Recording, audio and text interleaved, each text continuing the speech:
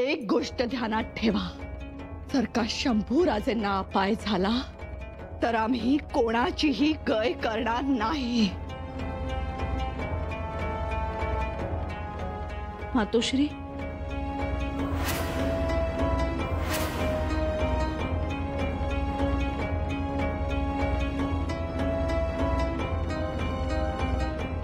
माफी असावी।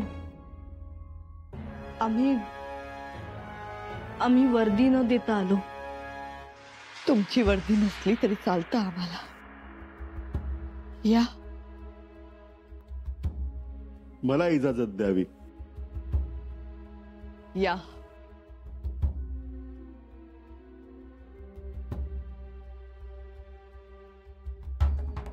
बोलायचं असेल तर बोलून घ्या, विषय पूर्ण करावा।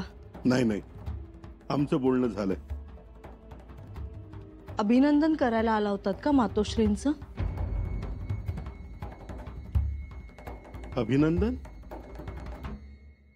मगाशी म्हणालात ना आपण, तितर पक्षी पाठवले, त्यायोगे विष ओळखता आलं, म्हणून राजांचा जीव वाचला।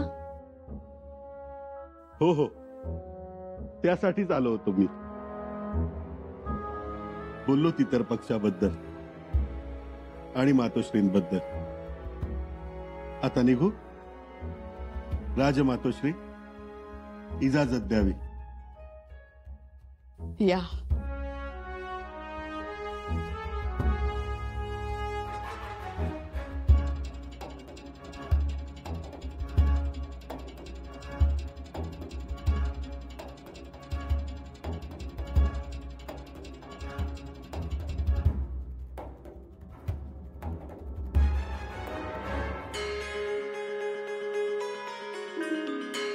सुनबाई, अहो पाया का पडताय?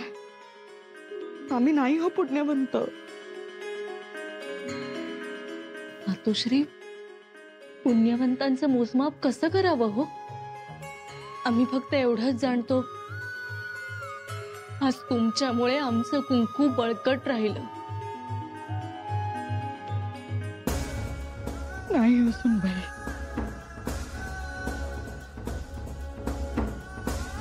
मातोश्री, आज तुम्ही खऱ्या अर्थानं राजांच्या मातोश्री झालात। जन्म देणारी आईच असते, परंतु आज तुम्ही त्यांचं रक्षण केलं। खूप मोठं कार्य घडलंय तुमच्या हातून। नाही कसं म्हणता तुम्ही मातोश्री?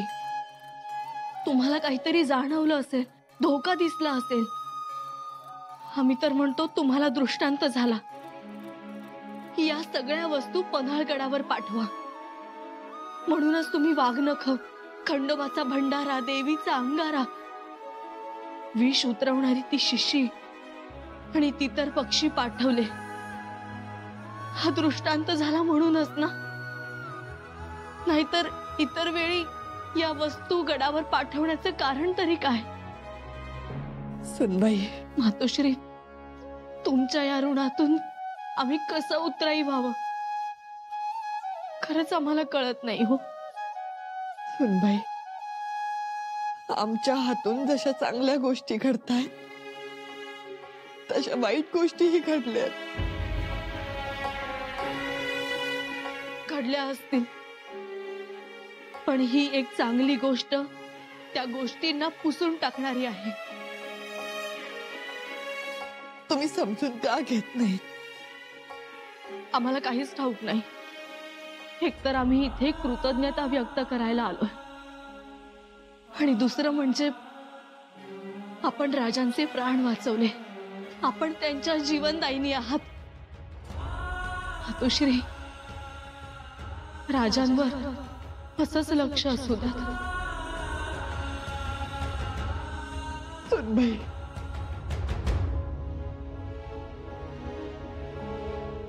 अहो, भक्त प्रल्हादालाही उकळत्या तेलात टाकणारे लोक होतेच की, पण प्रत्येक वेळी त्यांना देवानं झेललं। चिलिया बाळाचं मांस मागणारेही लोक होते, पण चिलिया बाळाच्या मागे पुण्याई उभी राहिली ती त्याच्या आईचीच। आईचं सत्व मुलांच्या मागे उभं राहतं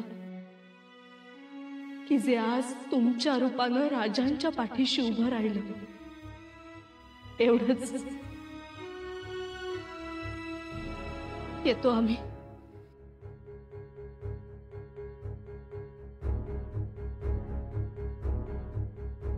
आता आपली भेट लवकर नाही.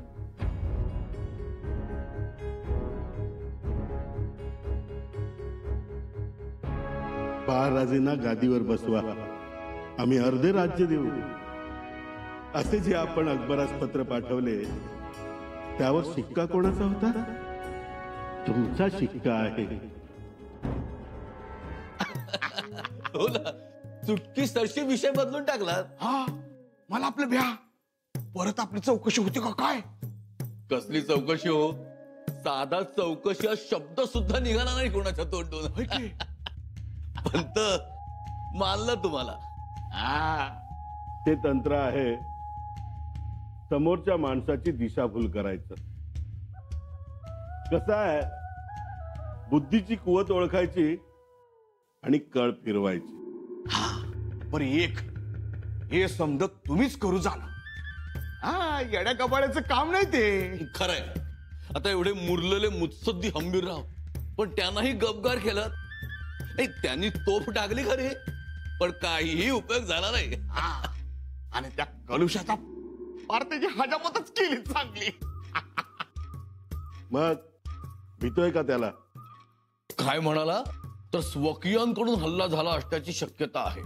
ते म्हणालं आणि माझी तर छातीच तडापली. कशाला? एवढं घाबरून चालत नाही.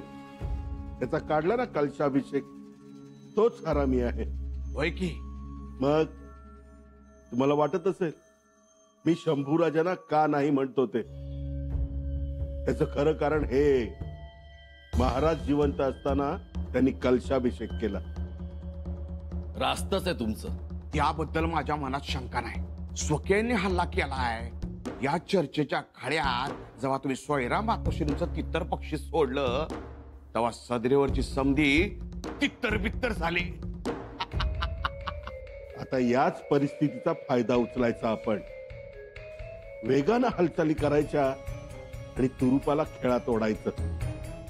तुरुप कोण? तुरुप आपल्याकडे एकच आहे, शहजादा अकबर.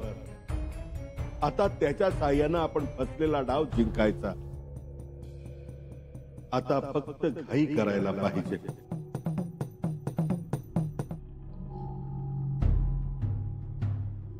इथंच राहत होते सूर्यजन बापूजी.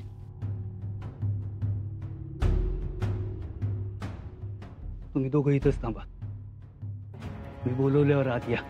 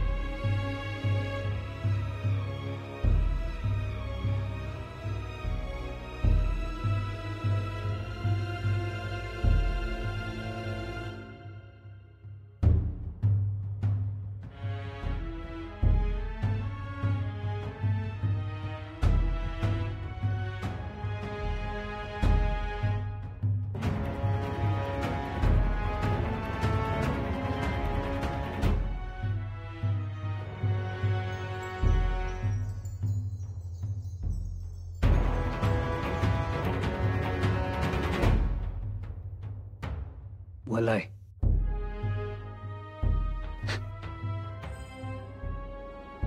या चुन्याचा तर चंदनाचा वास येतोय. हा चुना रायगडाच्या घाणीचा आहे.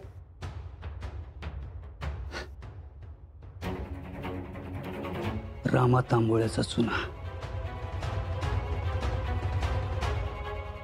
याचा अर्थ रायगडावरनं हमखास इथं माणूस आला असणार.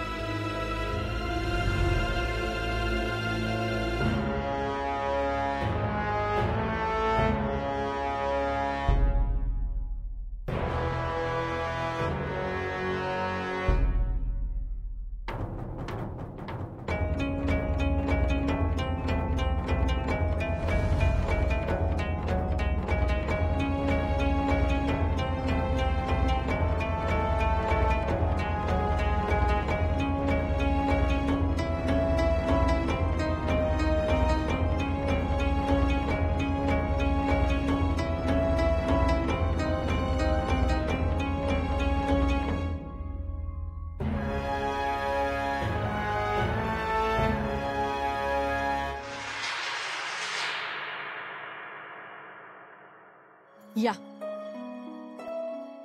बघा बघा आणि तुम्हीच सांगा आता 2 शब्द. पण आहेत कुठे त्या? सोनबाई, येत्याला आता. अहो ऐकल तर शपथ जायचंच म्हणतात ते पन्हाळगडी. म्हणजे निघाल्याच. पण धाराऊ तू नाही का सांगितलंस त्यांना? हवं दमलो मनधरणी करून करून. पण ठावच घेतलाय जायचं तर. कविराजासने बी समधी तयारी करायला सांगितली. पथक सज्ज करायला सांगितलंय. पथक? नाही नाही, घोड्यावरून जाणार? ते बघा आले कविराज. इचारा तेच. मातोश्री, राणीसाहेब ऐकायला तयारच नाहीयेत, म्हणून आम्ही पथक तयार केलं. नाही नाही, असा वेडा विचार नको. पन्हाळगड जवळ का आहे? जवळ लांबचा प्रश्नच नाही. आम्हाला राजांच्या जवळ पोचायचं आहे. राजे सुरक्षित नाही. माफी असावी राणीसाहेब, परंतु राजन सुरक्षित आहेत. गुन्हेगार सापडले असतील, पण राजे तेव्हाच सुरक्षित असतील जेव्हा त्या मारेकऱ्यांचे गळे चिरले जातील. काय? याचा अर्थ एवढाच की ते मारेकरी राजांच्या आजूबाजूला आहेत आणि म्हणून आम्ही निघालोय.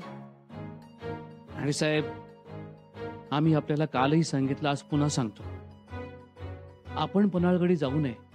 आपण महाराणी आहात. महाराणी आहोत, पण तशाच आम्ही पत्नीही आहोत. हे कसं विसरू आम्ही कविराज? सुनबाई, रयतेसाठी जीवाचं रान करणाऱ्या, आबासाहेबांच्या प्रतिष्ठेसाठी रात्रंदिवस झटणाऱ्या, रयतेचं हित साधणाऱ्या एका शूर योद्ध्याच्या आम्ही पत्नी आहोत. मग आम्हाला एक कळत नाही, एवढी मोठी पुण्याई पाठीशी असताना पाठीतच वार व्हावे, विष घालून मारण्याचा प्रयत्न व्हावा, एवढा तिरस्कार, एवढी असूया का? याचा छडा लावण्यासाठी आम्ही पन्हाळगडी निघतो आहोत. आम्हाला कोणीही अडवू नये. उद्या सूर्योदय होताच आम्ही गड उतार होणार आहोत. बादशाह ने घड़ीकम, हम आपसे शंभू राजे के बारे में ही बात करने आए हैं. फरमाइए. बादशाह, आप तो जानो हो, शंभू राजे एक बहुत बड़े अकस्मात से मां कात्यायनी की कृपा से बच गए. जी दुर्गादास जी, उनके साथ जानलेवा हादसा हुआ था, मगर खुदा के रहमो करम से वो बाल बाल बच गए. बस इसी मौके का हमें फायदा उठाना है. मगर वो किस तरह?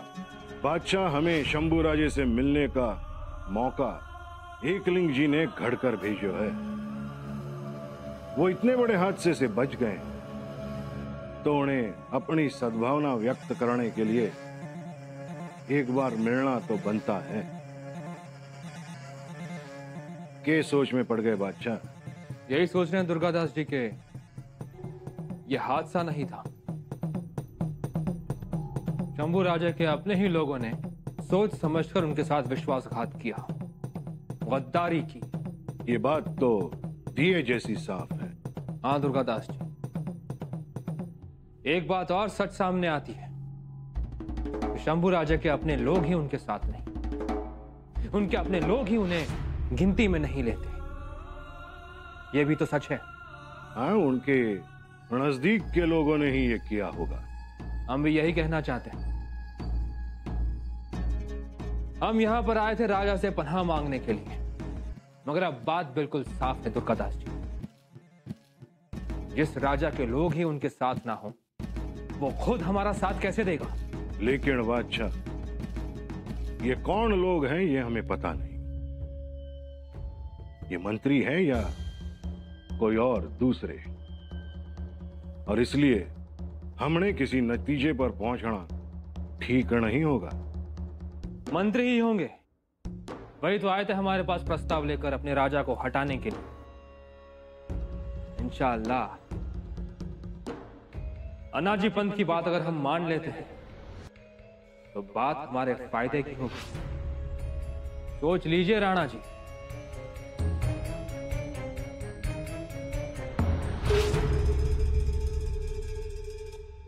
राज,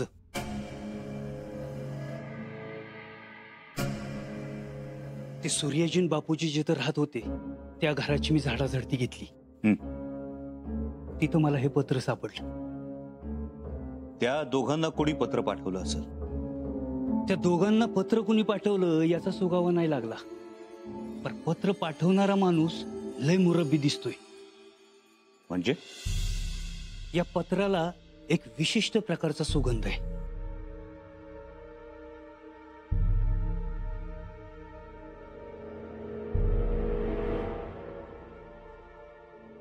होय बैरजी काका,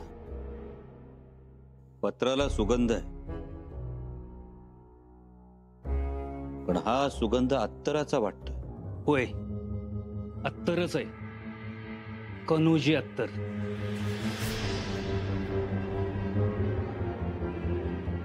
कनोजी अत्तर? आपलं कविराज लावत्यात तसला अत्तर तर नाही ना? हो, त्यांच्याकडे अशी अत्तर असतात। तो कागद बी बाहेरचा आहे, जुन्नरचा कागद नाही तो, आणि त्या पत्रातलं अक्षर बी वेगळं आहे।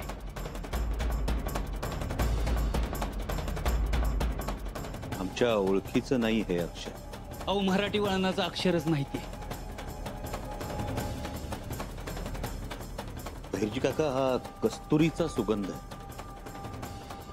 पण वेगळी छटा आहे। बरोबर आहे, हे अत्तर आपल्या मुलखातलंच नाही। पण आम्हाला एक कळत नाही, पत्राला अत्तर का लावलं असेल? खून पटवण्यासाठी। खून? होय, हे विशिष्ट प्रकारचं अत्तर असेल तर ते आपल्याच माणसाकडनं आलेलं पत्र आहे असं समजलं जातं, आणि त्यातला मजकूर ह्योच हुकूम मानायचा। पण काय लिहिलंय नक्की? विस्तवाच्या आगीमुळं त्यातली शाई फिसकटली, म्हणून ती अक्षर ओळखू येत नाही ती। खंडोजी, हे पत्र जपून ठेव, पुढं उपयोगी पडेल ते। जी राजे। कोणी पाठवलं असेल हे पत्र? कोण असेल बापूजी आणि सूर्याजीचा बोलवता धनी? राज, हे पत्र लय मोलाचं आहे। उद्या हेच पत्र बोलल आपल्या संग। वाचा फुटते अशा गोष्टींना। पण बघा ना बैरजी काका, दुर्गंधीपेक्षा वाईट काम करतात, पण सुगंधाचं मोल देऊ। एकूणच आमचा घातपात करू पाहणारा महावस्ताद आहे। तर ऐकलं का पंत? स्वारी कुठं निघाली? एकदम दिमाखात झालं, अटकलं। अहो, बाहेर जाताना असं विचारू नये, कामात आडकाठी येते। अहो पंत, समजा काठ्या आडकाठ्या या समजा तुमच्या पाशी, तुम्हाला कसली आली आडकाठी? आता विचारताय म्हणून सांगतो, अकबराकडे निघालोय। म्हटलं यावं फेरफटका मारून। का अचानक? हो, वाटाघाटी करायला पाहिजे अकबराबरोबर, कारण अकबर आपल्यासाठी मसीहा आहे। होय का? म्हणून अत्तर बित्तर लावून गड उतार होताय वाटतं। मग आता अकबराला भेटायचं म्हटल्यावर खास ठेवणीतलं अत्तर काढलं, कस्तुरी। गड उतार होता येणार नाही का? शंभूराजे गडावर येते। आली का पंचायत? चौकशी होणार आता।